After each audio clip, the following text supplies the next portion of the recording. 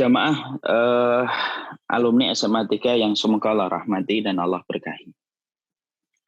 Pada kesempatan hari ini kita akan mencoba untuk menyampaikan tema yang hari-hari ini mungkin sedang dekat dengan kita. Karena kita selalu mendapatkan data yang terus mengisi di sosial media kita. Baik kita di komunitas pribadi ataupun komunitas-komunitas sosial media. Kita selalu update dan kita selalu mendapatkan update tentang siapa yang telah menjadi positif, siapa yang telah menjadi PDP dan ODP jumlahnya berapa, dan berapa yang telah meninggal dengan wabah ini. Akhirnya di antara hikmah yang kita peroleh ketika wabah ini mulai datang, mendung ini sudah mulai menggelayut pada kehidupan kita, pembicaraan kita sekarang dekat sekali dengan kematian. Sehingga kita berusaha betul bagaimana kita menjaga diri kita supaya betul-betul kita, karena wabah ini betul-betul mendidik kita memahami tentang kematian begitu dekat pada kehidupan kita. Ketika wabah ini akhirnya menjadikan kita dekat dengan materi dan pembahasan yang berkaitan tentang kematian, maka mungkin alangkah tempatnya pada saat kita sedang dekat dengan Allah dan merasakan seakan-akan kematian itu ada di pelupuk mata kita. Ketika data sering kita baca berapa yang telah meninggal dunia dan bagaimana wabah ini, kita tidak pernah membayangkan bahwasanya dia menyebar di luar ekspektasi yang kita rencanakan. Maka kita tepat kalau kita berbicara tentang kematian, kita ingin membahas tentang kematian supaya setidaknya pembahasan tentang kematian ini menjadikan hati kita dan jiwa kita. Jangan sampai membenci kematian, hingga akhirnya ketika siapapun yang membenci kematian tanpa terasa, orang yang membenci kematian itu termasuk bagian dari dosa. Karena orang apabila membenci kematian, maka dia bisa menjadi objek dari satu hadis Rasulullah SAW ketika Nabi bersabda, "Faman ahabba liqa Allah, ahabba liqa'ahu, faman kariha liqa Allah, karihallahu liqa'ahu." Karena Rasulullah SAW bersabda, siapapun yang senang bertemu dengan Allah, maka Allah itu akan lebih senang bertemu dengan dia nanti. Dan siapapun yang benci bertemu dengan Allah, maka Allah lebih benci bertemu dengan dia nanti. Dan salah satu indikator kita benci bertemu dengan Allah, yaitu adalah kita membenci kematian. Padahal kematian itu merupakan gerbang yang akan mempertemukan kita dengan alam barzah. Dan alam barzah itu ekskalator yang akan mempertemukan kita dengan Allah. Makanya membenci kematian itu termasuk salah satu tanda lemahnya iman. Sebagaimana membenci kematian itu merupakan bagian dari sifat yang dibenci oleh Allah dari kehidupan manusia. Maka ketika kita paham bahwasanya membenci kematian itu merupakan bagian dari sesuatu yang Allah tidak sukai, tentunya kita mengerti bahwasanya kita memiliki iman tetapi kita juga memiliki hawa nafsu. Dan hawa nafsu Allah ciptakan dan Allah jadikan perangkat hawa nafsu menempel pada tubuh kita untuk menjadi ujian dalam diri kita. Dan salah satu pekerjaan yang dilakukan hawa nafsu itu banyak. Bukan hanya mendorong kita melakukan dosa, bukan hanya mendorong kita melakukan perkara yang tidak bermanfaat, tapi salah satu mesin produksi dari hawa nafsu itu adalah bagaimana kita itu dengan hawa nafsu itu nggak suka dengan kematian. Makanya kita ketika memahami di satu sisi hawa nafsu kita itu tidak suka dengan kematian, kadang-kadang itu membesar seiring dengan iman kita yang lemah, kadang-kadang itu mengecil seiring iman kita yang menguat, berarti kita harus perlu perangkat, kita perlu berbagai macam kabar yang datang dari Allah dan Rasul-Nya, supaya hawa nafsu itu tidak mendominasi perasaan kita sampai kita membenci kematian. Karena siapapun yang telah mengisi hatinya, relung jiwanya, dengan kabar yang disampaikan oleh Allah dan Rasul-Nya yang menceritakan tentang kampung akhirat, maka mereka pasti akan senang bertemu dengan kematian, karena sesungguhnya kematian itu akan memperjumpakan kita dengan kebaikan yang tidak pernah kita dapatkan dalam kehidupan di dunia. Makanya kita ingin membahas kematian, karena orang yang mencintai kematian itu tanda iman, karena orang kalau dia itu membayangkan kematian itu melahirkan kebaikan. Karena orang kalau mengingat kematian dia akan bangun di tengah malamnya. Karena orang kalau mengingat kematian dia akan menutup auratnya. Karena orang kalau dia mengingat kematian maka dia akan menyadari seluruh kemaksiatan yang dia lakukan. Karena sesungguhnya mengingat kematian itu benih Dan ternyata benih itu menumbuhkan banyak buah-buah manis yang bermanfaat dalam kehidupan kita di dunia dan di akhirat. Kita ingin bahwasanya hati kita tidak didominasi hawa nafsu membenci kematian. Makanya seorang mukmin itu mereka memiliki sifat bahwasanya orang mukmin itu memiliki sifat dua ketika memandang kematian. Yang pertama, dia khauf, dia tentunya takut tapi tidak benci. Tapi dia tidak benci karena beda antara takut dengan benci. Kalau benci maka dia betul-betul menghindari betul, itu namanya benci. Takut maka dia tidak membencinya tetapi dia khawatir bahwasanya dosa yang dia lakukan belum diterima tobat nasuhanya. Dia takut kalau amalnya yang telah dilakukan belum cukup menjadi modal perjalanan dia menuju kepada kampung akhiratnya. Takut itu yang akan mendorong dia beramal dan beramal serta tidak pernah merasa puas dengan bekal. Itu namanya takut. Orang mukmin itu tidak benci, tapi orang mukmin itu takut. Tapi takutnya tidak selalu didominasi dengan takut, tetapi takutnya kemudian memiliki sifat yang mendampingi. Apa sifat yang mendampinginya? Maka dia memiliki sifat roja. Roja itu berharap. Bahwasanya kita tetap juga senang mengingat kematian walaupun di satu sisi kita takut. Kenapa? Karena kematian itu bagi orang mukmin ada dua kebaikan. Satu, karena kematian itu akan memperjumpakan kita dengan Allah Dat yang kita sembah dalam setiap sujud dan setiap rukuk seumur hidup kita. Dua, kenapa orang mukmin itu senang pada kematian? Karena sesungguhnya orang mukmin itu akan tahu dan orang mukmin itu mengimani bahwasanya kematian itu merupakan panen dari seluruh ibadah yang telah dia lakukan seumur hidupnya. Kita tidak akan ketemu pahala kesabaran kita kecuali kita meninggal dunia. Kita tidak akan ketemu pahala kita ketika sholat kecuali kita meninggal dunia. Kita tidak akan ketemu pahala kita menjadi suami yang sabar kecuali ketika kita meninggal dunia. Kita tidak akan ketemu pahala kita menjadi istri yang patuh kepada suami kecuali ketika meninggal dunia. Makanya orang mukmin di satu sisi dia senang dengan kematian karena kematian itu merupakan musim panen bagi orang yang beriman atas penatnya perjalanan dia ketika taat kepada Allah di dalam hidupnya. Maka itulah yang menjadikan akhirnya kita paham orang mukmin itu betul-betul memiliki dua sifat yang menyelimuti hatinya. Dia takut tetapi tidak benci pada kematian, karena benci itu sifatnya orang yang tidak memiliki iman, tapi takut merupakan sifat orang yang beriman. Dia takut pada kematian ketika ingat pada dosanya yang menggunung tinggi, dan ingat kepada sedikitnya bekal, tapi dia juga ingat bahwasanya kematian itu musim panen dari ibadah yang telah dia lakukan. Disitulah harusnya kita menempatkan diri dan semoga kita termasuk orang yang memiliki sifat roja, senang terhadap kematian karena kematian merupakan musim panen, tetapi di sisi yang lainnya kita takut mengingat dosa kita, kemaksiatan kita, dan mengingat sedikitnya bekal yang kita miliki. Nah, itulah sebenarnya tentang kematian. Setelah kita mengetahui mukadimah ini tentang kematian dan kita sedang berusaha untuk mendidik diri kita supaya kita menempatkan kematian itu merupakan bagian dari proses kita menuju kepada alam keabadian, maka kita dituntut untuk memahami sifat kematian itu apa saja. Ya kan? Supaya kemudian kita jangan sampai terjebak kepada pemikiran minimalis tentang kematian.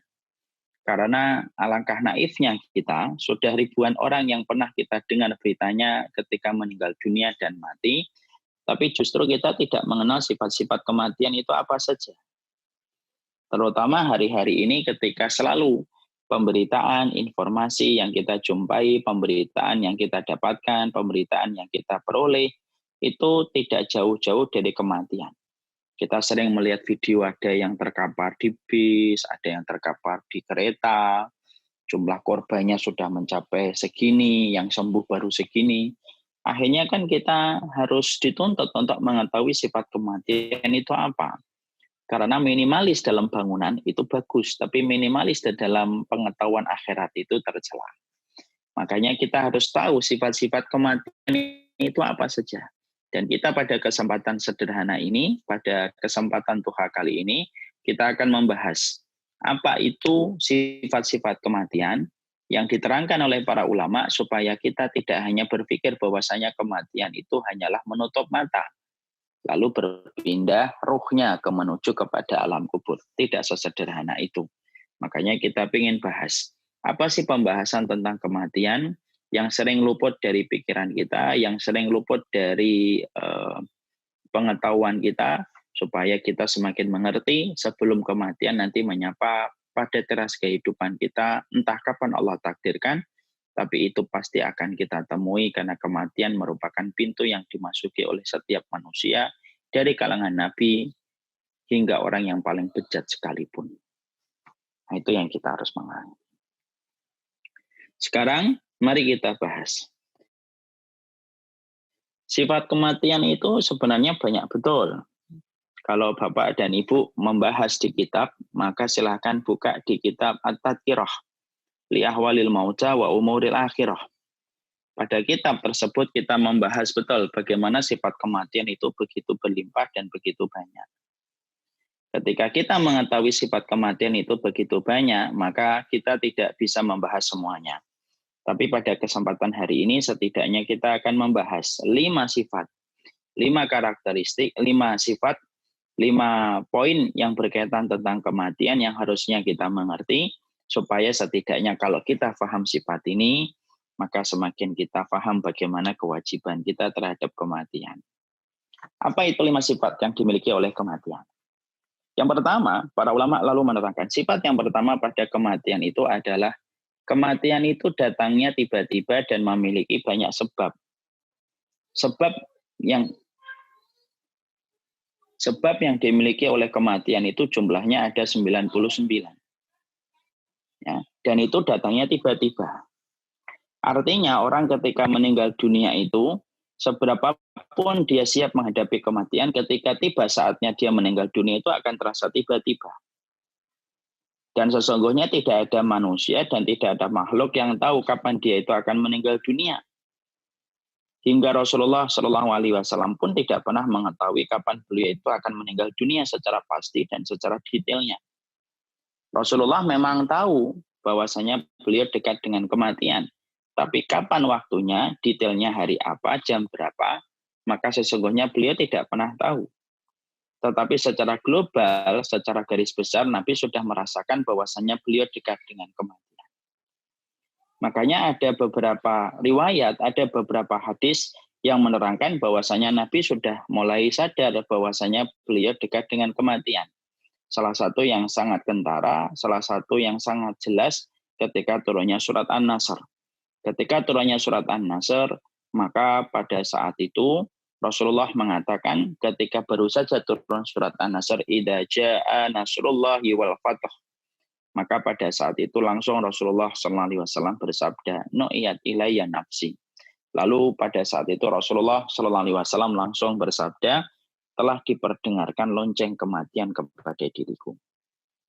Kenapa surat An-Nasr itu menjadi indikator lonceng kematian Nabi sudah diperdengarkan kepada beliau? Karena sesungguhnya kalau kita perhatikan surat An-Nasr itu, kita perhatikan telah datang pertolongan Allah dan kemenangan.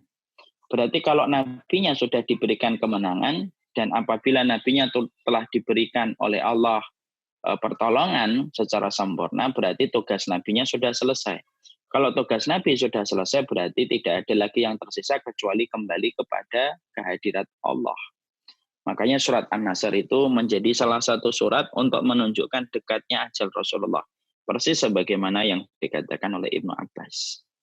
Tapi habis turunnya surat An-Nasr, Nabi tidak pernah tahu. Nabi tidak pernah mengerti kapan tepatnya beliau itu akan meninggal dunia. Ya. Beliau hanya tahu bahwasanya beliau sudah dekat dengan kematian. Ya, makanya dari situlah kita paham manusia itu tidak ada yang tahu kapan meninggal dunia. Ya, makanya ketika Rasulullah SAW kemudian sakit pada hari Jumat, sakitnya itu semakin berat dan semakin berat pada hari Jumat, maka Rasulullah SAW itu meminta kepada Aisyah untuk supaya Aisyah menghubungi ayahnya Abu Bakar, supaya ayahnya menggantikan posisi Nabi yang tidak lagi bisa menjadi imam sholat bagi sahabat karena beratnya sakit yang diterima oleh Rasulullah. Sempat Aisyah itu menolak permintaan Rasulullah karena tahu ayahnya itu kalau membaca Al-Quran pasti nangis. Innahu rajulun raqiq ya Rasulullah. Beliau itu laki-laki yang kalau membaca Quran selalu nangis, nanti malah nggak selesai-selesai sholatnya. Walaupun semacam itu mendapatkan jawaban dari Aisyah, tapi Nabi tidak menyebutkan nama yang pantas menggantikan beliau untuk menjadi imam sholat bagi para sahabat kecuali Abu Bakar. Masya Allah. Akhirnya kemudian Abu Bakar menggantikan posisi Rasulullah menjadi imam sholat dari Jumat malam, kemudian Sabtu, kemudian Ahad. Ya, lalu kemudian hari Ahad. Kemudian hari Senin. Hari Senin subuh itu Rasulullah membaik. Jadi Rasulullah Shallallahu Alaihi Wasallam itu meninggal dunia ketika beliau dalam kondisi membaik.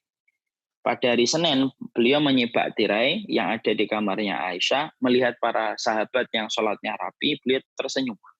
Jadi perkara yang membuat Rasulullah tersenyum itu salah satunya orang yang rapi di dalam shaf sholat.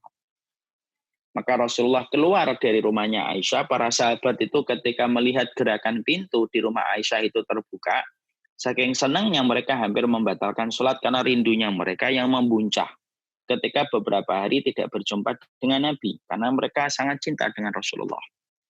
Nabi memberikan isyarat supaya mereka tetap melanjutkan sholat, maka Rasulullah berdiri di belakang Abu Bakar. Abu Bakar sempat mundur supaya Nabi menjadi imam, ditahan oleh Rasulullah, dan pada saat itu mereka sholat subuh yang terakhir bersama Nabi. Setelah sholat subuh selesai, maka saat itu tidak ada satupun sahabat yang merasa bahwasanya hari itu akan meninggal dunia. Abu Bakar tidak merasa, Umar tidak merasa, Utsman tidak merasa, Ali pun tidak merasa. Bahkan mereka merasa bahwasanya Nabi sudah membaik. Makanya kemudian akhirnya Abu Bakar ketika melihat Rasulullah sudah mulai membaik, maka Abu Bakar minta izin untuk pergi ke Sunuh. Sunuh itu salah satu di pinggir kota Madinah ketika beliau akan menemui salah satu istrinya yang tidak ditemui beliau selama beliau menggantikan posisi Nabi menjadi imam sholat. Nabi mengizinkan, dan Nabi pun merasa bahwasanya nanti duhur dan itunya sudah bisa berjalan lagi. Normal. Para sahabat bubar dan tidak ada yang merasa bahwasanya hari itu meninggal dunia. Kalaulah ada manusia yang tahu kapan dia meninggal dunia, pasti para sahabat itu adalah orang yang paling layak tahu kapan seseorang akan meninggal dunia karena keimanan mereka. Tapi perhatikan, satu persatu sahabat pergi dari Masjid Nabawi, mereka pulang, mereka sudah senang mendapati Rasulullah membaik, tapi justru Nabi habis sholat subuh masuk ke rumahnya Aisyah, sakitnya semakin berat, dan akhirnya beliau meninggal dunia ketika menjelang duhur pada hari Senin. Nah, itulah kenapa Abu Bakar menjadi orang yang agak terlambat mengetahui wafatnya Rasulullah, karena saat itu Abu Bakar sedang berada di pinggir kota Madinah.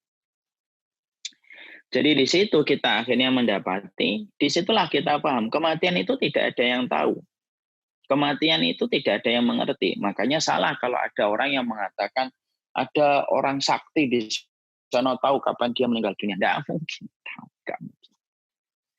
Sebagaimana ada satu riwayat yang kita juga tidak pernah tahu dari mana riwayat itu, bahwasanya orang kalau akan meninggal dunia, 40 hari sebelum dia meninggal dunia itu sudah ngerasa. Tidak ada itu. Kalau orang itu 40 hari sebelum meninggal dunia sudah ngerasa, mungkin dia tidak akan tenang hidupnya. Makan tidak enak, minum tidak enak. Kalau ditanya kenapa tidak makan? Iya nih, saya ngerasa mau mati. Pasti begitu. Tapi sebenarnya tidak ada yang ngerasa. Makanya kita yang hidup tidak perlu mencocok-cocokkan ucapan orang ketika meninggal dunia, lalu dicocok-cocokkan bahwasanya dia itu sudah ngerasa dengan ucapan itu bahwasanya akan meninggal dunia. Contoh nih.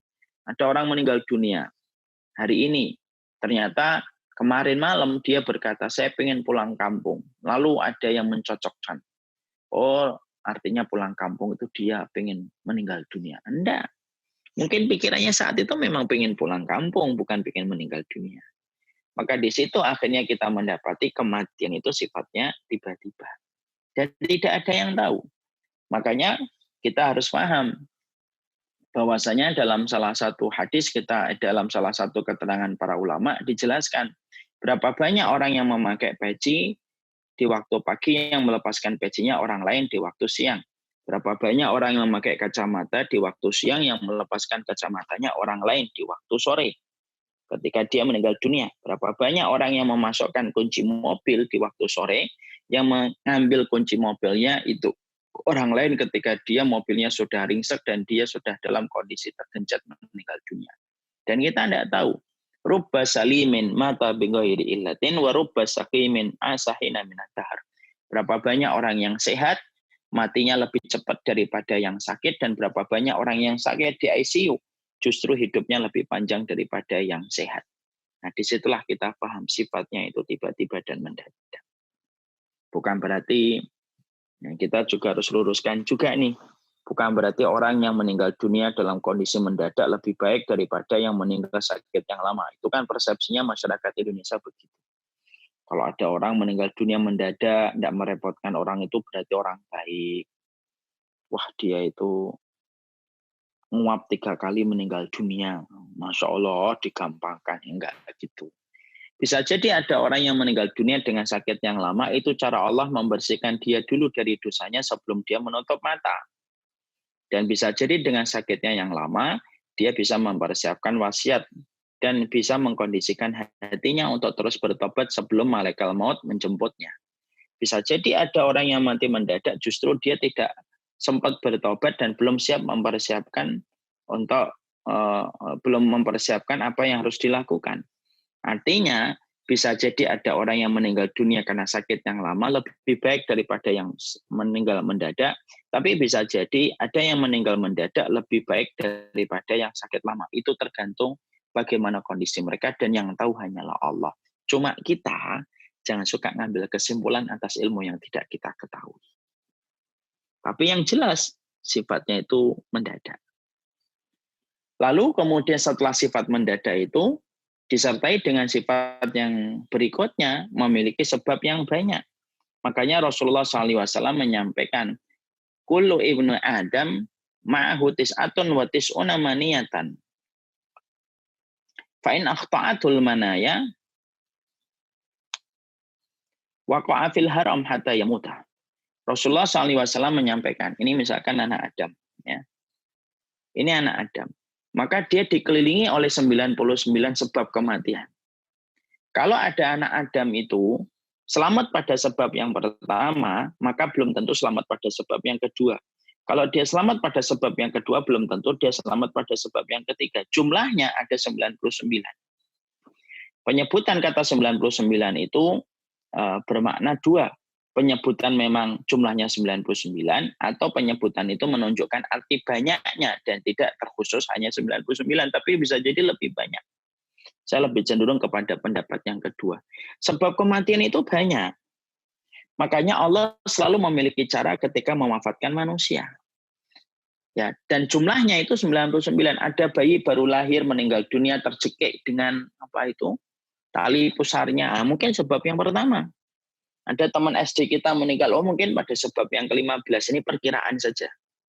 Ada teman kita SMA meninggal dunia, mungkin pada sebab yang ke-30. Ada teman kita sudah 40 baru meninggal, mungkin pada sebab ke-53. Dan jumlahnya 99. Kalau kita sudah ngelewatin 99, umur kita 70 dan 80, angka maksimal dari umur umatnya Nabi, berarti 99 itu sudah dilewati, tinggal satu. Yaitu dia pasti akan melewati al-haram, tua dan renta, dan tua dan renta itu sudah tidak bisa dilangkahi lagi kecuali mempertemukan dia dengan kematian.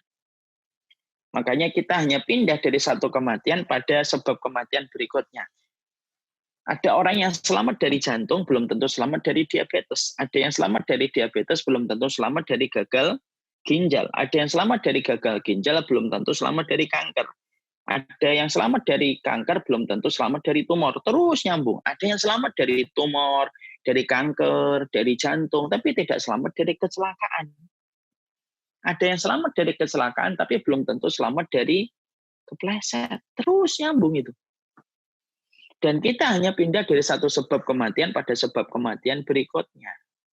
Makanya sering sekali, terutama kalau kita kaitkan wabah corona yang sedang kita lewati ini, sama. Corona itu tidak mendekatkan ajal sebagaimana tidak ada corona tidak menjauhkan ajal. Ini bukan berarti nanti kita tidak social distancing. Tetap kita ikhtiar, kita social distancing, kita berusaha. Cuma jiwa kita itu paham bahwasanya kematian itu sebabnya banyak. Dan itu pasti ada. Ini kisah nyata Bapak dan Ibu. Ada salah satu berita di Palu ketika habis terjadi tsunami. Ketika terjadi musibah di Palu, ada satu keluarga 4 orang itu selamat dari terjangan tsunami. 4 orang ini karena trauma, akhirnya mereka memutuskan, ayo kita menenangkan diri yuk ke Poso, karena salah satu kota yang masih bisa ditempuh dari perjalanan darat akibat terjangan tsunami dan gempa saat itu adalah Poso, karena bandara tutup. Mereka jalan ke Poso lewat perjalanan darat dan qadarullah. Mereka tabrakan dengan cukup tragis. 4-empatnya meninggal dunia. Selamat dari tsunami, tapi tidak selamat dari kecelakaan. Jadi kita hanya pindah dari satu sebab kepada sebab berikutnya. Sehingga ketika kita memahami bahwasanya manusia itu pindah dari satu sebab kepada sebab berikutnya, maka itulah yang menjadikan setiap manusia itu paham. Selamatnya kita pada satu sebab jangan menjadikan kita terlalu gembira sampai melupakan kewajiban kita kepada Allah. Ya, maka kemudian kita hanya pindah dari satu sebab kepada sebab berikutnya. Terus itulah kehidupan. Kita ini hanya lompat dari satu sebab kepada sebab berikutnya. Saya alhamdulillah jantungnya bagus. Belum tentu diabetesnya bagus. Saya alhamdulillah jantung dan diabetesnya bagus. Belum tentu ginjalnya bagus. Saya jantungnya bagus, ginjalnya bagus, diabetesnya bagus, tapi belum tentu selamat dari kecelakaan. Ini ada kisah nyata di Bintaro. Semoga Allah merahmati beliau. Allahumma fillahu warhamu wa'afi wa'afan. Ada salah satu jamaah bapak-bapak sepuh beliau, sudah 70-an. Tapi masih sehat, tidak punya pantangan, makan juga tidak punya, pantangan minum juga nggak punya. Kalau ngaji itu paling sok terdepan. Sempat saya ngobrol sakit apa, Pak? Nggak punya, pantangan nggak punya. Masya Allah ya. Dan saat itu mikir, oh bapak ini akan berumur panjang. Ternyata tahu, ikhwan, apa yang menyebabkan beliau meninggal dunia? Yang menyebabkan beliau meninggal dunia pulang dari masjid, beliau ditabrak sama anak yang ugal-ugalan naik motor, kemudian masuk ke ICU sebentar meninggal dunia. Selamat dari jantung, selamat dari ginjal, selamat dari tumor, selamat dari kanker, tapi tidak selamat dari kecelakaan. Nah, itulah kehidupan. Berarti disitulah kita mengerti sifat kematian itu, sesungguhnya sifatnya tiba-tiba tidak ada orang yang tahu, dan sifatnya memiliki 99 sebab. Dan kita hanya pindah dari satu sebab kepada sebab berikutnya. Itu yang pertama. Yang kedua, sesungguhnya kematian itu ada 3 perkara yang terjadi saat ketika kematian itu menyapa pada kehidupan kita. Ya. Jadi ternyata di balik mata kita yang lemah, kita suka sekali, kita ternyata tidak tahu bahwasanya pada waktu kehidupan kita, pada waktu kematian itu ada 3 perkara besar yang terjadi ketika ada seseorang akan meninggal dunia. Kalau pandangan kita, misalkan ibu-ibu dan bapak melihat ibunya meninggal dunia, mungkin pernah melihat temannya meninggal dunia, pasti yang kita lihat ya sakaratul maut. Padahal proses orang ketika akan meninggal dunia itu tidak hanya sakaratul maut. Ada 3 perkara besar yang terjadi kepada orang ketika akan meninggal dunia. Dan itu sering luput, dan itu memang luput dari pandangan kasat mata kita karena kita tahu dari penjelasan Rasulullah. Apa 3 perkara besar yang kita temukan ketika orang itu akan meninggal dunia, dan pasti kita akan menemukan ini. Yang pertama, pasti kita merasakan sakaratul maut. Tidak ada manusia yang hidup di atas muka bumi ini sampai kutu yang ada di rambut kecuali mereka merasakan sakaratul maut. Ada seorang ustadz berkata, Nabi tidak merasakan sakaratul maut. Maaf, itu kurang benar. Nabi pun merasakan sakaratul maut. Ya. Makanya Imam Qurtubi mengatakan, Nabi itu mengatakan sakaratul maut, makanya ucapan Nabi sebelum meninggal dunia apa? Allahumma inna lil mauti la sakaratun. Ya Allah, ternyata kematian ini memiliki sakarat. Sakarat itu ada. Yang tidak merasakan sakaratul maut cuma satu, yaitu orang yang mati syahid. Maka mereka tidak mendapatkan sakit apapun kecuali sebagaimana digigit semut. Karena sensasi kematian mereka yang seindah itu, makanya orang-orang yang sudah mati syahid pengen hidup kembali supaya merasakan dahsyatnya kematian yang tidak terasa kecuali nikmat sebagaimana digigit semut. Sama kalau kita lagi di wahana yang ekstrim, ketika adrenalin kita terpacu, setelah selesai kita malah pengen ngulang lagi. Nah itu sama kayak gitu. Tapi selain syuhada, mereka itu merasakan sakaratul maut. Dan apa itu sakaratul maut? Sakaratul maut itu rasa sakit yang bertumpuk-tumpuk, berlapis-lapis yang dirasakan manusia ketika sebelum dia dicabut ruhnya. Dan saking beratnya rasa sakit itu, manusia sampai tidak bisa mengatakan apapun kecuali dia hanya mengatakan dia tidak bisa mengatakan aduh, itu tidak bisa. Kenapa? Karena uratnya itu saking lemahnya tidak bisa mengirimkan pesan ke otak. Dari otak tidak bisa mengirimkan komen dan perintah ke mulut untuk mengatakan aduh. Makanya orang sakaratul maut itu diem gitu. Kadang-kadang kalau kita temui, kita tanya, Bu, gitu. Nanti menetes air matanya. Kenapa orang sakaratul maut tidak bisa teriak? Karena sakitnya itu sudah melemahkan semua urat syarafnya. Sehingga tidak bisa berkutik apa-apa dia. Insya Allah. Dan itu rasa sakit yang paling berat. Makanya orang yang hari ini bermaksiat di diskotik, bermuamalah dengan harta yang haram itu sebenarnya simpel. Mereka nggak ngerti bahwasanya mereka akan merasakan sakaratul maut. Dan itu rasa sakit yang luar biasa. Saking sakitnya syaraf tidak bisa mengirimkan pesan ke otak untuk mengatakan kepada mulutnya dengan perkataan aduh, nggak bisa. Nggak bisa. Ngelewatin telapak kaki mati, ngelewatin lutut mati, ngelewatin pinggul mati, syarafnya bukan hanya 1 ribuan syaraf mati. Maaf Bapak dan Ibu, saya itu punya bapak kejepit syarafnya di tulang 4 dan 5. Itu sering sekali beliau itu mengeluh, ya Allah sakit banget. Itu baru kejepit syaraf, ini bukan kejepit, dimatikan oleh Allah.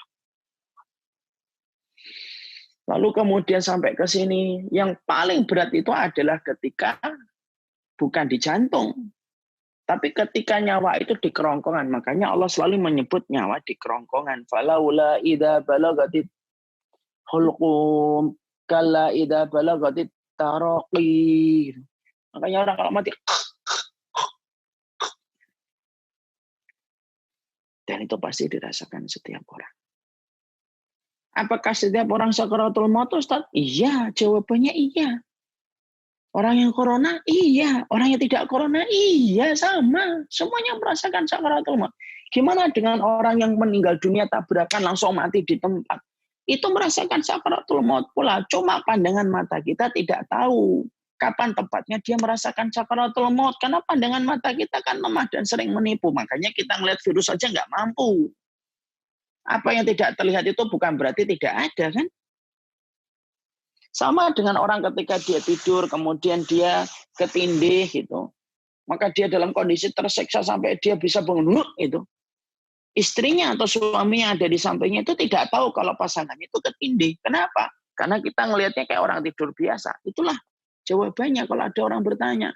Kalau mati tabrakan langsung mati ketika di TKP, tetap merasakan sakaratul maut. Cuma kapan waktunya itu kita tidak melihat. Karena apa yang tidak terlihat itu bukan berarti tidak ada. Nah itu sakaratul maut. Yang kedua apa Ustaz? Yang kedua kalau orang itu dalam kondisi Masya Allah, ketika dalam kondisi mereka akan meninggal dunia, maka kemudian mereka itu didatangi para malaikat. Makanya kemudian para malaikat sebagaimana hadis dalam riwayat Bara bin Azib, sesungguhnya orang ketika akan meninggal dunia, ja'ahul malaikatu minal malaikat, datang para malaikat itu membawa 2 barang, kain kafan dari surga dan minyak wangi dari surga. Makanya rata-rata pandangan orang kalau akan meninggal dunia kan begini. Bukan begini kan? Tapi ke atas. Kenapa? Mereka melihat para malaikat itu. Dan malaikat itu rombongannya 2. Malaikatur rahmah kalau yang dicabut orang beriman. Dan malaikat maut. Lah malaikat rahmah membawa kain kafan dan minyak wangi dari surga. Maka yang turun malaikat maut duduk di atas kepala kita. Karena malaikat itu kalau mencabut nyawa dari atas kepala. Lalu mengatakan kalau dia orang yang beriman, irji'i ila rabbiki radiyatan mardiyah. Makanya pertama kali yang dingin dan mati tidak bisa dirasa itu dari anggota tubuh ketika malaikat sudah bekerja, telapak kaki itu yang pertama kali dingin. Makanya kita mentahatin la ilaha illallah. Malaikat datang. Dan itu dia melihat. Makanya kondisinya mencengangkan. Sudah sakit, menegangkan. Menegangkan doang aja sudah luar biasa, di luar ekspektasi yang bisa kita pikir. Apalagi sudah menegangkan ditambah dengan rasa sakit. Ditambah yang ketiga, apa itu? Setan datang. Karena setan itu bukan hanya datang ketika kita dalam kondisi sehat, tapi setan juga datang ketika kita sakit, dan setan juga datang ketika kita dalam kondisinya sakaratul maut. Kenapa? Karena pertempuran terakhirnya setan dengan manusia supaya mampu menggelincirkan manusia dari jalan Allah itu ya last battle-nya dia itu ketika orang itu sakaratul maut. Makanya ketika kita menjumpai ada orang yang sakaratul maut, maka kemudian yang diucapkan di sini apa? La ilaha illallah. Kenapa kita harus mengucapkan talqin? Lakinu ala mautakum la ilaha illallah. Talqinlah orang yang akan meninggal dunia di antara kalian dengan la ilaha illallah. Supaya memastikan betul bahwasanya tidak ada ilah yang dia imani yang hak disembah kecuali Allah. Kalau dia mengimani itu, maka insya Allah urusan akhiratnya akan ditanggung oleh Allah dalam kebaikan. Karena setan itu datang, godain. Makanya Imam Ahmad cerita ketika akan meninggal dunia itu anaknya bercerita. Imam Ahmad itu mengatakan mengusir makhluk. Pergilah kamu, pergilah kamu. Sampai anaknya Abdullah berkata, yang kamu usir siapa? Yang aku usir setan. Setan di sebelah kananku menyuruh aku masuk Yahudi. Setan di sebelah kiriku menyuruh aku untuk masuk Nasara. Maka aku usir mereka, pergilah kamu, pergilah kamu. Itulah keadaan yang sulit. Makanya kalau kita korelasikan hari ini, moga-moga tenaga medis yang hari ini menemani kepada pasien-pasien corona, kalau ada yang sampai sakaratul maut, tolong kita lakukan itu. Karena keluarganya tidak bisa. La ilaha illallah. Karena saat itu himpitan bertubi-tubi, berlapis-lapis datang. Sakitnya luar biasa, ngelihat malaikat ada di hadapannya, setan datang untuk membuat dia tergelincir dari agama Allah yang hak. Dan itu ditemui oleh setiap orang ketika mereka dalam kondisi akan meninggal dunia. Itulah 3 perkara yang ditemui oleh seseorang ketika akan meninggal dunia. Yang ketiga yang kita harus paham, sifat kematian itu merupakan gerbang yang bisa mengarahkan kita kepada alam barzah. Dia gerbang yang akan memberikan kita alam barzah. Tentunya kita harus paham alam barzah itu adalah alam yang disebut dengan barzah karena tidak bisa ditembus dengan apapun, itu namanya alam barzah. Tembok yang tidak bisa ditembus itu namanya barzah. Makanya ketika seseorang itu meninggal dunia berarti dia pindah ke alam barzah, dan ketika sudah di alam barzah dia tidak ada kaitan lagi dengan kehidupan di dunia, maka tidak balik. Dan bagaimana seseorang itu ketika di alam barzah? Maka seseorang ketika mereka di alam barzah, mereka memiliki satu alam yang disebut dengan terminal sebelum menuju kepada persinggahan berikutnya yang terakhir, yaitu adalah kampung akhiratnya. Pada terminal itu ada nikmat, ada azab. Ya. Makanya ketika seseorang itu bermalam yang pertama di alam barzah, kalau dia mendapatkan kenikmatan karena dia mampu menjawab ujian, siapa robnya, siapa nabinya, apa imamnya, siapa rasulnya, maka sesungguhnya kalau dia bisa menjawab ujian yang pertama di alam barzah, maka dia itu akan diberikan oleh Allah 2 perkara. Dia mampu melihat surga, iftahulahu babanil jannah, dibukakan pintu antara dia dengan surga, dan akan ditemani orang yang rupawan yang menggambarkan amal soleh yang dia lakukan seumur hidupnya. Itu alam barzah. Dan maaf, di antara kabar-kabar yang disampaikan oleh Rasulullah tentang alam barzah itu apa? Setiap orang itu ketika sama-sama mendapatkan kenikmatan di alam barzah, keluarga-keluarga itu pun saling mengunjungi ketika mereka di alam barzah. Sebagaimana mereka mengunjungi keluarga mereka itu ketika dalam kehidupan di dunia. Ya, makanya Rasulullah sampai kemudian para sahabat itu mengetahui kenapa kalau kemudian mempersiapkan kain kafan itu kain kafan yang bagus, karena kain kafan itu akan dijadikan pakaian mereka kalau mengunjungi saudara-saudara mereka selama mendapatkan kenikmatan kubur. Jadi kalau ada orang tua kita yang satu meninggal di Aceh, yang satu meninggal di Timur-Timur, tapi selama mendapatkan kenikmatan kubur mereka saling ketemu dan mereka saling berkunjung. Makanya dinamakan barzah. Dan itu terminal. Di situ ada kenikmatan kubur, di situ ada adab kubur. Kondisinya beda-beda. Orang kalau di alam barzah itu ada yang mereka itu di dalam periuk besar yang dipanaskan. Siapa itu bezina? Ada yang ditaruh di dalam tanah, diremukkan tulang-tulangnya. Siapa itu orang yang makan tanah yang bukan haknya? Ada yang kemudian ditaruh di antara langit dan bumi kesakitan. Siapa itu orang yang makan riba, orang yang berhutang tidak mau membayar. Ada yang ditaruh di sungai darah, kemudian dia dipukul setiap dia ke pinggir. Siapa itu pemakan riba? Ada yang membunuh dirinya sendiri terus-menerus, orang yang membunuh dirinya sendiri ketika dia bunuh diri. Ada yang ditaruh di dalam burung hijau, temboloknya, kemudian terbang di antara kenikmatan surga, orang yang mati syahid. Beda-beda.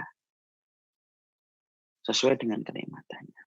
Emang roh itu saling bisa ngunjungin Ustadz kalau di alam barzah setelah meninggal dunia? Iya. Mana dalilnya Ustaz? Dalilnya kan sudah sering kita dengar pada peristiwa Isra Mi'raj. Pada peristiwa Isra Mi'raj kita menjumpai Nabi ketika Isra Mi'raj ketemu dengan para Nabi dan para Rasul, saudara-saudara dan kakak-kakaknya beliau. Ketemu Musa, ketemu Idris, ketemu Ibrahim. Padahal Nabi Ibrahim, Nabi Musa sudah meninggal atau tidak? Meninggal. Makanya ucapan Nabi ketika akan meninggal dunia, beliau berkata apa? Ila rafiqil a'la, menuju ke teman-temanku di tempat yang tertinggi. Itu menunjukkan bahwasanya saat Rasulullah akan meninggal dunia, teman-temannya Nabi, teman-temannya Rasulullah dari kalangan para Rasul yang lainnya, itu mereka masih di alam barzah. Karena alam akhirat ini belum ada. Ini semuanya alam barzah. Nabi mengatakan menuju teman-temanku di tempat yang tinggi. Berarti itu sudah dalil bahwasanya di alam barzah itu bisa saling berjumpa dan bertemu. Saya punya om dan punya bibi sudah meninggal. Apakah mereka saling ketemu? Iya. Tapi dengan satu syarat. Sama-sama mendapatkan kenikmatan kubur. Ya. Makanya betul orang yang sudah mendapatkan kenikmatan kubur, maka urusan setelahnya menjadi lebih mudah. Tapi siapapun yang mendapatkan adab kubur, urusan setelahnya bisa jadi lebih susah. Itu yang ketiga. Yang keempat, yang kita harus pahami tentang kematian adalah manusia itu nanti akan dimatikan sesuai dengan kebiasaannya. Ya, man asya ala syai' mata ala syai'. Sesungguhnya siapapun yang dia terbiasa melakukan sesuatu pada kebiasaan itulah dia itu nanti akan dimatikan oleh Allah Subhanahu wa taala. Ada seorang muadzin 40 tahun dia adzan. Ketika dalam kondisi sakit berat, seluruh anaknya kumpul. Tiba-tiba di tengah lemahnya dia, maka dia memberikan isyarat kepada anak-anaknya supaya dia didudukkan. Akhirnya anak-anaknya menangkap isyarat itu, dia didudukkan, lalu beliau beradzan. Adzannya selalu dia lantunkan selama 40 tahun dalam hidupnya beliau. Sampai menyentuh kata La ilaha illallah. Pada saat itulah beliau ambruk meninggal dunia. Pada lafaz yang dia lantunkan dan dia lafazkan dalam mengumandangkan adzan 40 tahun. Orang yang terbiasa melakukan sesuatu itu pada kebiasaan itu akan dimatikan oleh Allah. Umar diwafatkan ketika beliau dalam kondisi sholat. Karena sholat salah satu di antara kecintaan beliau untuk hidup di dunia itu sholat. Kecintaannya kepada sholat. Utsman itu kemudian diwafatkan beliau sampai kemudian dalam kondisi beliau itu dalam kondisi membaca Al-Quran. Karena salah satu menantu Rasulullah yang paling suka membaca Al-Quran itu adalah Utsman bin Affan. Maka pada Quran itulah beliau diwafatkan. Makanya ketika kita melihat kejadian tsunami Aceh, ada salah satu kisah yang cukup viral pada saat itu tahun 2004 kalau tidak salah. Itu kemudian ada seseorang relawan yang menemukan jasad seorang ibu pakai mukena dalam kondisi masih sujud posisinya. Berarti pada saat itu dia diwafatkan dalam kondisi sholat duha yang mungkin dia rutinkan sampai Allah terima amal itu, dan kado terakhirnya Allah berikan kado terakhir itu dengan amal yang dia rutinkan. Manusia itu terbiasa dengan apa yang dia lakukan. Saya pernah ngobrol-ngobrol dengan para dokter. Maaf ya, Bapak dan Ibu sambil minum sebentar.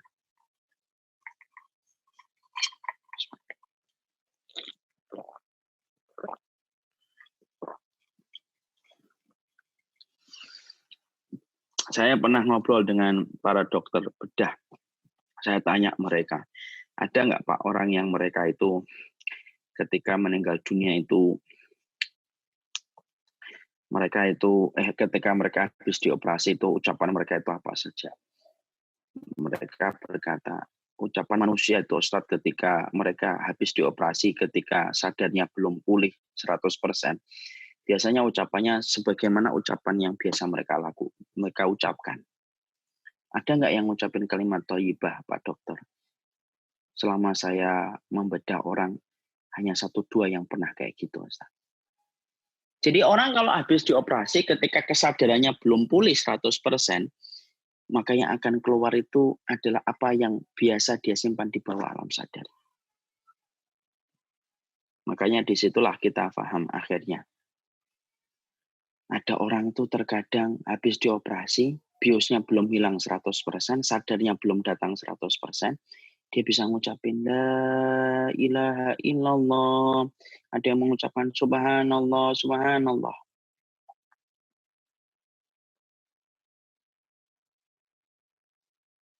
Dan itu karena kebiasaan yang dia ucapkan di dalam hidupnya. Masya Allah. Makanya kan itulah hikmah kenapa Rasulullah bersabda, ahabbal a'mali ilallahi adumamaha wa inqallah. Amalan yang paling dicintai oleh Allah itu yang istiqomah walaupun sedikit. Karena kalau kita istiqomah walaupun itu sedikit, pada sesuatu yang kita lazimi itulah kita akan dimatikan oleh Allah. Dan manusia itu akan diwafatkan oleh Allah sesuai dengan kebiasaannya. Imam Qurtubi menyampaikan ada orang yang sukanya judi ketika meninggal dunia, dia menyebutkan nomor yang dia selalu sebutkan ketika hidupnya. Na'udzubillah min dzalik. Makanya kalau ada orang sampai meninggal zina, minum alkohol, itu berarti dosa itu sudah nyandu seumur hidupnya. Allah tunggu bertobat, tapi dia tidak kunjung bertobat. Sampai akhirnya Allah wafatkan dia dalam dosa yang dia telah biasakan. Na'udzubillah min dzalik. Dan itu adalah sifat yang keempat. Kemudian yang terakhir, yang kelima. Maka sesungguhnya kematian itu dalam salah satu riwayat yang disampaikan oleh Rasulullah SAW, sesungguhnya manusia itu akan diwafatkan pada tanah, dia itu akan dimakamkan pada tanah yang dulu dia diciptakan dari tanah itu. Itu kata Imam Qurtubi dalam beberapa riwayat yang beliau sampaikan. Kalau ada orang meninggal dunia di kota Mekah, berarti dulu dia diciptakan dari kota Mekah. Kalau ada orang meninggal di Bintaro, berarti dulu dia diciptakan dari tanah Bintaro. Kalau ada orang meninggal di Palestina, berarti dulu dia diciptakan dari tanah Palestina. Maka sesungguhnya itu yang akan menjadikan seseorang itu mengetahui tidaklah kita dikuburkan kecuali pada tanah itu dulu kita diciptakan. Dan kita akhirnya nambahi pada poin yang kelima, tidak akan diwafatkan seseorang sampai Allah sempurnakan rezeki kepadanya. Makanya tidak usah khawatir. Makanya pernah ada satu kejadian, ada seorang ulama menyelamatkan orang ketika beliau habis kejebur sumur, maka ketika diselamatkan ke atas, maka orang itu minta segelas air. Lalu setelah kemudian minum 1 gelas air, ditanya sama ulama yang menyelamatkan dia, kenapa kamu kejebur sumur? Maka orang yang kejebur sumur itu membuka memorinya. Kenapa dia bisa kejebur sumur? Dia berdiri, lalu dia mendatangi sumur itu untuk mengingat kejadian bagaimana dia bisa masuk ke sumur. Qadarullah pada saat mendekat ke sumur, kepleset lagi dan masuk ke sumur dan akhirnya meninggal dunia. Yang kedua kalinya ketika kejebur langsung mati. Ulama itu lalu nulis di dalam bukunya setelah membantu orang tersebut dimakamkan, Allah itu menjadikan dia diselamatkan pada waktu kepleset yang pertama karena ada satu rezeki yang belum Allah berikan kepadanya. Apa itu? Segelas air. Segelas air. Ketika segelas air itu belum Allah berikan, maka Allah bangunkan. Allah kemudian jadikan orang menyelamatkan dia dari sumur supaya dia bisa sempurna mendapatkan segelas air. Setelah segelas air dia dapatkan, dia peroleh, barulah dia dimatikan oleh Allah setelah terakhir rezekinya segelas air itu diberikan sama Allah.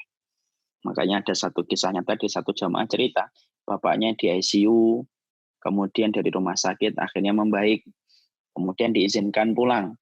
Sebelum sampai ke rumah, bapaknya minta, saya minta rawon. Anaknya sempat menolak, Pak, Bu, jangan rawon, Pak. Wong baru saja dari rumah sakit. Saya pengen nyicipin dikit, nak. Akhirnya anaknya membelikan. Bapaknya nyicipin 3 sendok doang. Nyicipin 3 sendok doang. Maka setelah itu, kemudian bapaknya sampai di rumah, istirahat, menjelang asar ketika dibangunkan meninggal dunia. Akhirnya, apa yang kita simpulkan? Berarti rezeki terakhirnya itu adalah rawon 3 sendok itu. Artinya, manusia itu sudah ditetapkan takaran rezekinya. Dan tidak akan dimatikan sampai takaran rezeki itu diberikan semuanya oleh Allah. Yang hari ini masih berkecimpung yang haram tinggalin sebelum akan menjadi penyesalan berat dalam kehidupan di akhirat.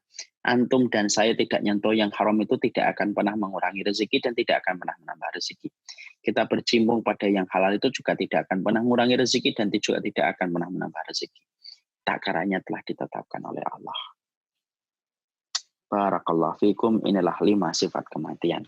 Setidaknya nanti kalau kita hari-hari ini dalam social distancing, stay at home, kita sering mendengar kabar kematian, maka Masya Allah, maka setidaknya akhirnya kita paham kematian. 1, kematian itu sifatnya tiba-tiba dan mendadak dan memiliki 99 sebab yang tidak terhitung banyaknya dalam kehidupan manusia. 2, ada 3 kejadian besar. Sakaratul maut, didatangi oleh para malaikat, lalu kemudian merasakan godaan dari para syaitan. 3, dia akan dipertemukan dengan alam barzah. Dan alam barzah itu terminal awal sebelum menuju kepada kampung berikutnya. Kemudian yang keempat, sesungguhnya di dalam kematian itu kita akan diwafatkan di tempat dulu ketika kita dulu diciptakan. Dan tidak akan dimatikan seseorang sampai kemudian dia itu disempurnakan rezekinya. Lalu kemudian yang kelima, sesungguhnya manusia akan diwafatkan sesuai dengan kebiasaannya. Semoga Allah menjadikan hati kita takut dan harap kepada kematian, bukan benci. Orang mukmin itu tidak pernah benci kematian, tapi orang mukmin itu harap dan takut. Kalau boleh saya katakan HHT, harap-harap takut. Nah, itulah yang dinamakan dengan sifat orang mukmin ketika memandang kematian. Barakallahu fikum. Semoga Allah memberkahi kepada semua alumni SMA 3 atas komitmennya untuk terus belajar pada kesempatan ini. Semoga Allah memberikan kekuatan dan semoga corona yang menjadi mendung pada kehidupan hari-hari kita justru semakin menjadikan kita meletakkan kematian itu di pelupuk matanya. Karena orang yang paling beruntung adalah orang yang menjadikan kematian di pelupuk mata. Karena kematian kalau diletakkan di pelupuk mata, maka akan mudah dia beramal sholih dan ringan baginya meninggalkan kemaksiatan dan dosa. Barakallahu fikum, ini yang dapat saya sampaikan. Saya serahkan kembali kepada Mas Sabto. Jazakumullah khair, Ustaz. Masya Allah, sangat bermanfaat banget dalam keadaan seperti ini sekarang ini, Ustaz. Yeah. Tapi sebelum kita ke pertanyaan, kita saksikan dulu iklan berikut ini, Ustaz, ya. Silakan Mas Gia.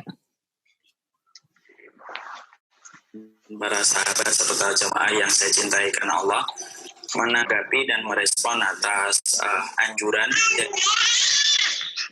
dari keramaian dan tentunya kajian-kajian kita liburkan selama 2 pekan untuk mengganti apa yang tidak bisa kita lakukan secara bersama-sama dalam kajian. Insya Allah Samila akan mempersembahkan kajian ilmu live di webinar. Pastikan antum akan ikut serta dan ikut bergabung pada kajian online kita. Insya Allah antum silakan hubungi nomor ini yang akan memberitahukan kepada kalian bagaimana teknisnya dan bagaimana keikutsertaan di dalam webinar kajian online Syamilah. Syamilah Series muncul di webinar. Wassalamualaikum. Dakwah, maka dakwah itu ikhtiar mengetuk pintu hati, mengajak manusia menuju kepada surga. Dan dakwah itu shortcutnya kita menuju kepada surganya Allah. Tahukah kita bahwasanya dakwah itu bukan hanya diemban oleh mereka yang lulusan LC ataupun pesantren. Tetapi sesungguhnya dakwah ini merata kepada setiap orang kewajibannya. Alangkah sayang dan mubadir kalau hidup kita yang singkat tidak mendapatkan cipratan pahala ketika berdakwah. Karena sesungguhnya dakwah bisa jadi pahalanya mengenai kepada orang yang di belakang panggung dan layar. Tapi pahalanya begitu besar karena dia ikut berkontribusi untuk berdakwah. Kami atas nama Umar Mita Abu Basam bermaksud membuka kesempatan yang luar biasa kepada seluruh komponen masyarakat. Bersama-sama mari kita mewujudkan rumah dakwah, rumah yang kita akan dedikasikan untuk dakwah. Walaupun kita mungkin tidak bisa berdakwah di atas mimbar, tapi semoga harta dan finansial yang berjalan mewujudkan rumah dakwah itu akan memberikan pahala yang tidak terhenti walaupun kita menutup mata dalam kematian kita. Saya Abu Basam kembali menyampaikan bersama-sama kita mewujudkan rumah dakwah, rumah yang setiap inci bagiannya akan kita jadikan dedikasinya untuk dakwah. Barakallahu fikum. Siapa merutinkan datang ke kajian sebelum wabah corona datang dan hari ini tidak bisa melakukan untuk datang ke masjid, datang ke kajian, Allah tetap memberikan pahala yang sama karena kebiasaan yang sudah kita lakukan sebelum wabah ini datang. Tetaplah di rumah, tetaplah kita di rumah dengan dua kondisi, sabiran muhtasiban, kita bersabar dan mengharapkan pahala dari Allah, maka sesungguhnya pahalanya sebagaimana pahala orang yang mati syahid kalau kita ridho terhadap dari Allah berikan. Allah kalau menutup satu pintu, Allah selalu membuka pintu-pintu yang. Oke, Masya Allah. Saya ulang kembali, yang tadi belum hadir, saya ulang kembali tata caranya. Kalau ingin bertanya, bisa raise your hand. Di situ tinggal diklik, nanti dari sini akan di-unmute. Insya Allah. Jadi yang ingin bertanya bisa raise your hand, atau bisa masuk ke kolom Q&A. Ini udah ada nih Ustaz dari Ibu Natasha Idris, bisa di-unmute. Assalamualaikum Ibu. Waalaikumsalam. Ya, silakan Ibu. Tadi Ustadz bilang, terima kasih atas kajian hari ini. Yang saya mau tanyakan, kalau alam barzah itu adalah alam yang tidak bisa ditembus. Tapi kadang-kadang misalnya kita keluarga dari yang sudah almarhum itu suka kedatangan di mimpi. Gitu. Gimana kita menjelaskan Ustadz? Apakah memang benar itu kadang-kadang kasih pesan itu apakah benar dari yang sudah almarhum ataukah itu ada pesan lain dari mana? Terima kasih. Syukur. Ibu di situ ada Quran digital? Ada. Ibu coba buka surat Az-Zumar 42. Siap. Az-Zumar 39 ya. Iya. Ayatnya 42. 42. Ayat 42. Ya. Coba dibaca artinya aja, Ibu. Bismillahirrahmanirrahim.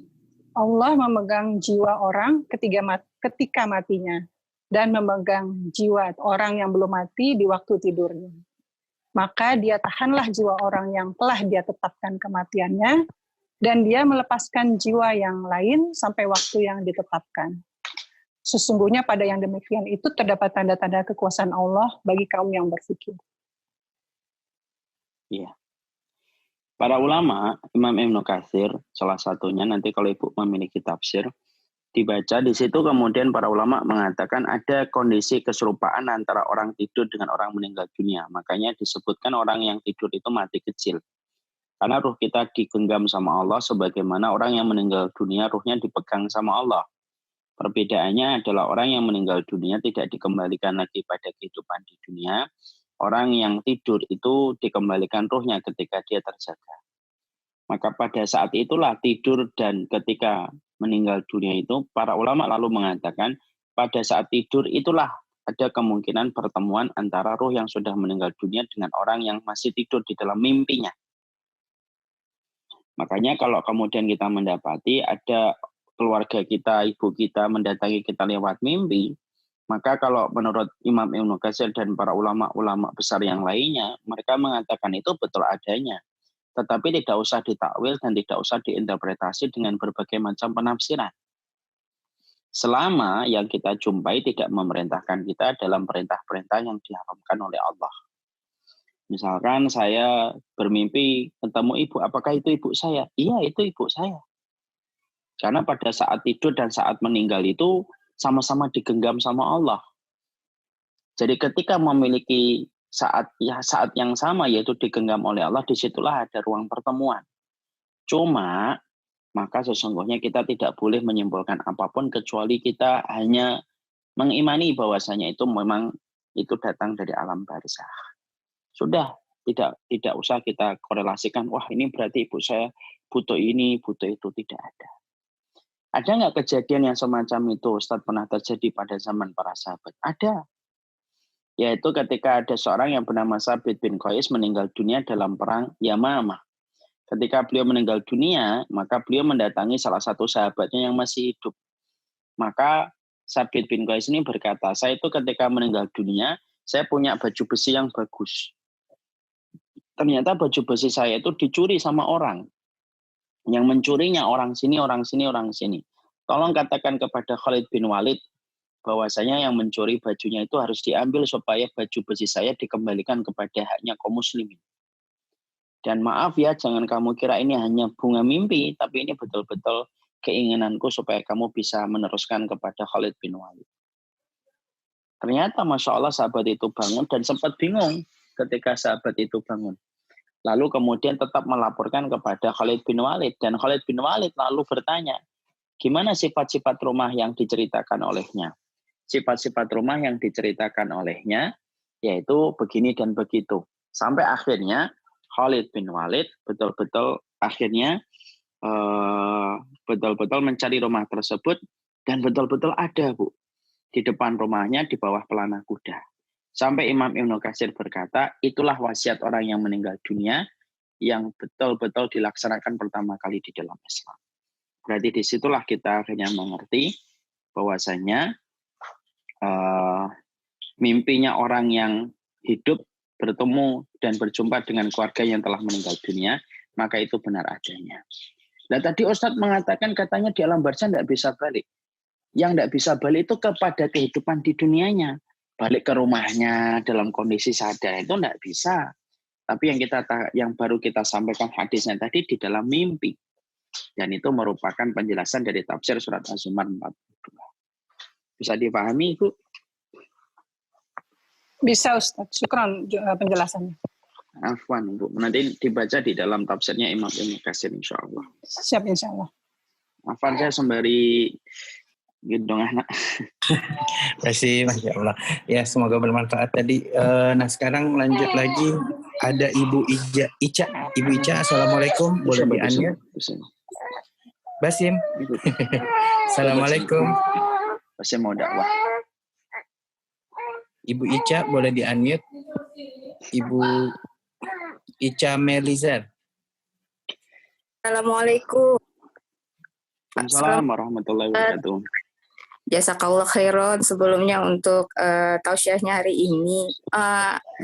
Maaf mau bertanya nih Ustadz, bolehkah kita berdoa ingin diwafatkan seperti apa gitu? Misalnya berdoa diwafatkan saat sedang sholat atau sedang membaca Quran atau seperti itu, bagaimana Ustadz?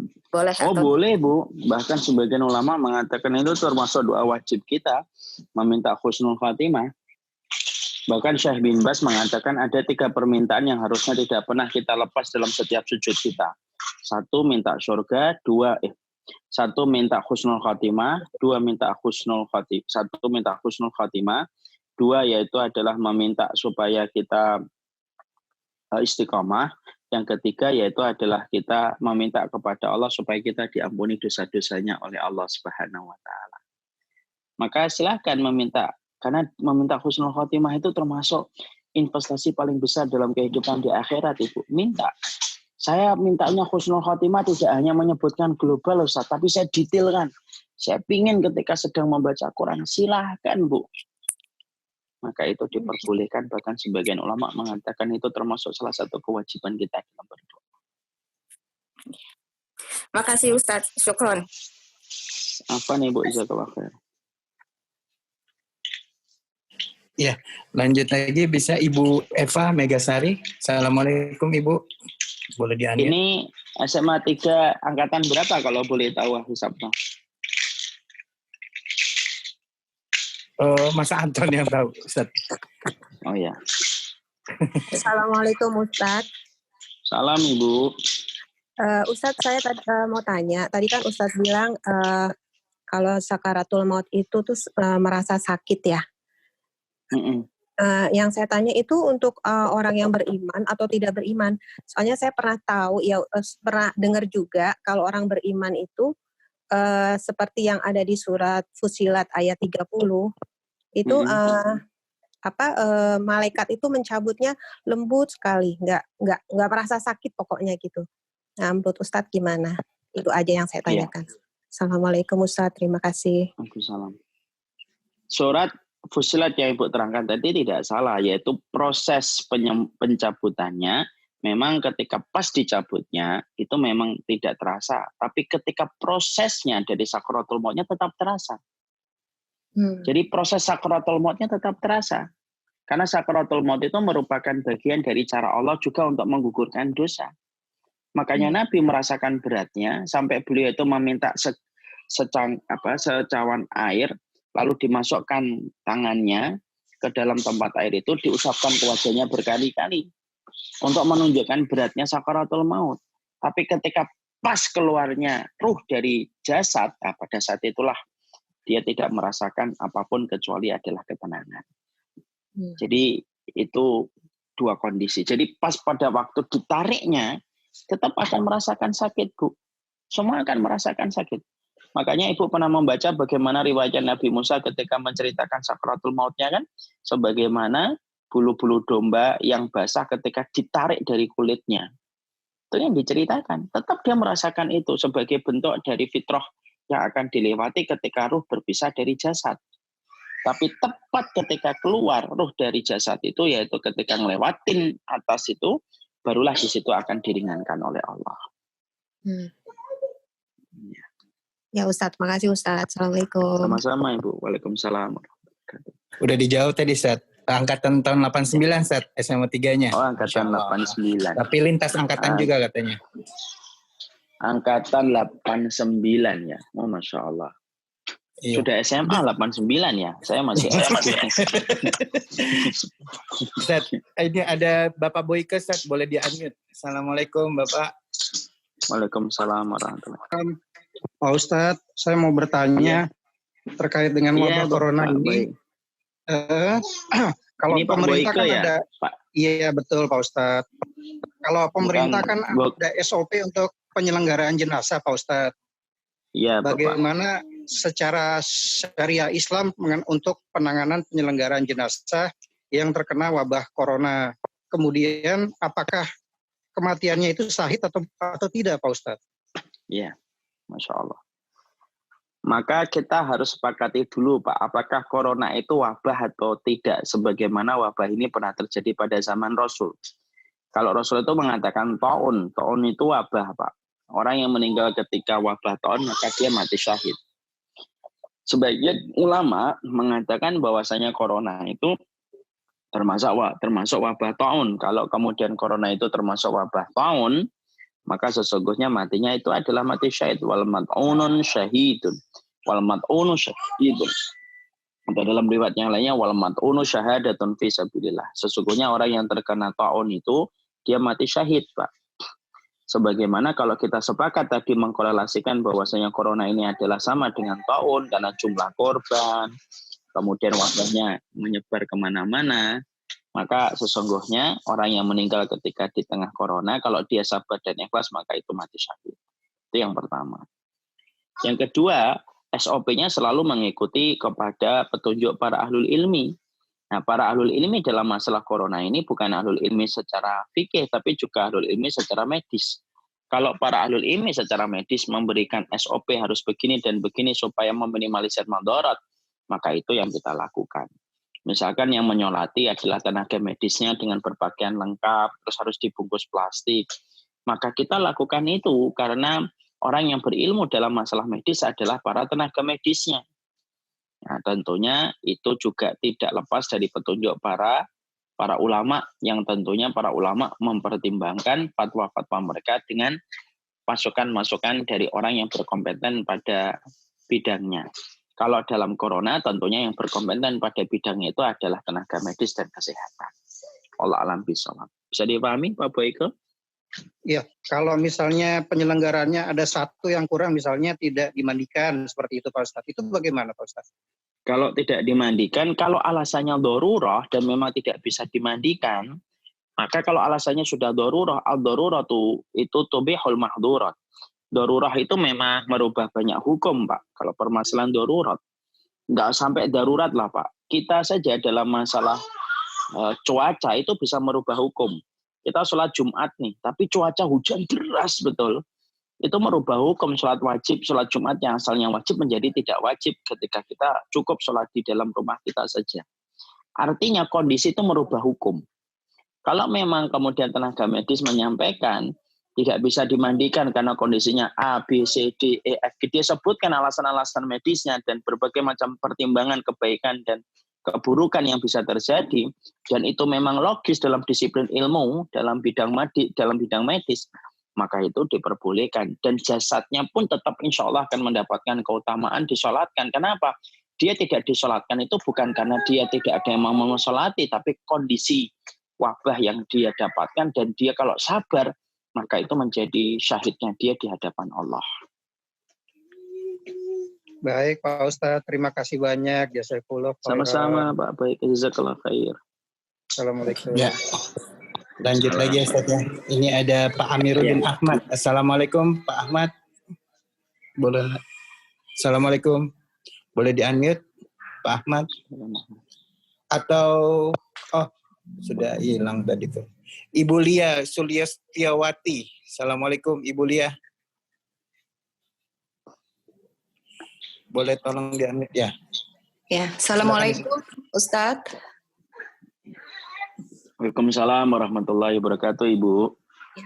Saya mau tanya, kan banyak kalau misalkan setelah meninggal, lalu banyak yang bilang bahwa arwah orang yang meninggal itu masih ada di dalam rumah selama 40 hari. Ya. Itu benar atau enggak sih? Saya belum tahu riwayat itu, Ibu. Saya nggak ngerti dari mana riwayat itu. Oke. Kalau riwayat itu kemudian kita pahami benar, misal bahwasanya dia masih bertahan di rumahnya 40 hari, terus riwayat yang datang dari Barok bin Azib dengan hadis yang sahih, dia naik ke langit yang pertama, kedua, ketiga, keempat, sampai langit yang ketujuh, lalu dia turun, kemudian dia disatukan kembali dengan jasadnya yang dibawa ke liang kuburnya, dia mendengar suara terompah orang yang ziarah yang keluar dari area kuburannya yang paling terakhir, langsung didatangi Munkar dan Nakir. Terus gimana memahami hadis itu? Yeah. Kan jadinya susah kan? Jadi harusnya kemudian, berarti ada hadis yang kita tolak kalau kita kemudian mengatakan dia bertahan di rumah 40 hari. Padahal ada hadis yang sahih dari riwayat Barok bin Azib, manusia kalau meninggal dunia, dia naik ke langit yang pertama. Nanti langit yang pertama minta dibukakan pintunya ketika dia didampingi malaikat rahmah kalau dia orang beriman. Maka para malaikat di langit pertama itu berkata, membuka pintu langit yang pertama dan berkata, "Mani ruhu hadza thayyib." Ini siapa pemilik roh yang baik ini? Disebutkan nama fulan bin fulan. Terus naik langit yang kedua pun sama kayak gitu. Langit yang ketiga pun sama. Sampai langit yang ketujuh Allah tidak membukakan. Allah berfirman, "Aiduhu ilal ardi." Maka kembalikan dia ke bumi karena di situ aku menciptakannya dan di situ aku akan membangkitkan yang kedua kalinya. Maka malaikatur rahmah membawa ruhnya dari langit yang ketujuh terus turun. Nah, disatukan dengan jasadnya yang dibawa oleh para pelayat ketika memasukkan ke liang kubur. Ketemu dengan jasadnya dan dia sempat mendengar suara terompah terakhir orang yang meninggalkan kuburan. Malaikat rahmah kemudian selesai tugasnya langsung digantikan malaikat Munkar dan Nakir. Karena malaikat itu mereka tugasnya harmonis. Selesai langsung didatangi malaikat Munkar dan Nakir, ditanya siapa Robmu, itu ujian bukan hisab ya. Ujian yang pertama di alam kubur. Siapa Robmu, siapa nabimu, apa agamamu, apa imammu, Masya Allah. Maka kemudian dia menjawab. Kalau dia bisa menjawab semua pertanyaan dalam ujian yang pertama di alam barzakh, Maka Allah berfirman di atas arsy, iftahu lahu baban ilal jannah. Bukakan pintu antara dia dengan surga. Shadaqa abdi, hambaku itu telah benar dalam imannya. Dibuka antara dia dengan surga, dia ngelihat surga, Bu. Kemudian akan datang kepadanya orang yang rupawan, dia bertanya, man anta, siapa kamu? Orang itu menjawab, ana amaluka sholih, saya amalmu yang sholih. Ini sholatmu, ini puasamu, ini sedekahmu. Maka dia langsung berteriak, ya Rabbi aqimis sa'ah hatta arji ila ahli. Ya Rabbku, tolong segerakan kiamat supaya aku lekas bertemu dengan keluargaku. Dan itu terjadi ketika orang baru meninggal dunia. Makanya kalau kita tadi membenarkan bahwasanya saya itu membenarkan tentang apa yang tadi Ibu sampaikan, hadis tadi terus gimana kita mengimaninya? Kan gitu. Makanya ditanyakan sama orang, kok kamu bisa mengatakan ruhnya masih muter-muter di rumah 40 hari itu dari mana? Nah, itu kan kita siap untuk selalu belajar. Orang mukmin kan tidak cepat menolak pendapat, tapi juga tidak terlalu langsung percaya satu hal. Semuanya harus dicek. Jangan terlalu fanatik. Artinya kalau ada tiba-tiba ngomong, jangan langsung kita menutup diri. Ya kalau memang ada riwayatnya, mari kita belajar riwayat itu bagaimana, nanti kita dudukkan. Kalau tidak ada, ya berarti kita mengimani apa yang kuat secara referensi yang datang kepada kita. Ya. Oke. Ya. Terima Saya kasih, kira Ustaz. itu sama-sama. Saya kira cukup ini Mas Sabto. Satu lagi Ustaz dari dokter nih Ustaz, boleh? Ya, dari tenaga medis. Dari Dokter Diana, bagaimana cara menyolatkan jenazah yang wafat saat wabah ini? Yang kedua, apakah ruh bisa melihat ruh lain yang seperti dapat azab kubur? Lalu yang ketiga, apakah tenaga medis yang wafat ini mati syahid atau tidak? Kalau tadi ditanya tenaga medis itu kalau dia menghadapi corona ini dan kita sepakat bahwasanya menyerupakan corona dengan wabah taun, berarti dia matinya mati syahid insya Allah. Selama dia sabar dan ikhlas melakukan semua pekerjaan itu semata-mata mengharapkan ridhonya Allah. Apakah ruh itu bisa melihat ruh yang lainnya? Kalau sama-sama mendapatkan kenikmatan kubur, iya. Tapi kalau ada ruh yang mendapatkan kenikmatan melihat ruh yang lainnya yang dihadap kubur, saya belum pernah membaca riwayatnya. Kemudian yang pertama, bagaimana SOP-nya? SOP-nya sebagaimana para dokter, Ibu. Ya, mungkin kita harus berkonsultasi kepada mereka yang sudah mengetahui tentang penelitian tentang virus ini. Kalau sifatnya, disolatkannya dengan jarak segini. Oh, kalau dimandikan harus begini. Oh, kalau tidak perlu dimandikan. Kita ikutin SOP mereka yang mengetahui tentang disiplin ilmu tentang masalah virus ini. Maka itu menjadi panduan kita memperlakukan jenazah-jenazah yang diwafatkan dalam musibah corona ini. Semoga Allah mencabut kita, semoga Allah kemudian mengangkat masa wabah ini insya Allah. Ini yang dapat saya sampaikan dalam pertemuan ini. Saya senang sekali menyapa semua alumni yang di SMA 3 ini. Semoga Allah berikan keberkahan. Semoga kita semuanya dikuatkan oleh Allah. Semoga pertolongan Allah lebih besar daripada ujian yang Allah berikan, ya Allah. Dan jangan tinggalkan kami, ya Allah, walaupun sekejap mata. Barakallahu fikum, saya serahkan kembali kepada Mas Sabto. Wafikum barakallah, jazakumullah khair. Semoga ini menjadi mood boosternya kita dalam menghadapi ujian wabah corona kita. Nah, sampai di sini dan kita tutup dengan doa kifaratul majelis. Subhanakallah wa bihamdika asyhadu an la ilaha illa anta astaghfiruka wa atubu ilaik. Assalamualaikum warahmatullahi wabarakatuh. Waalaikumsalam.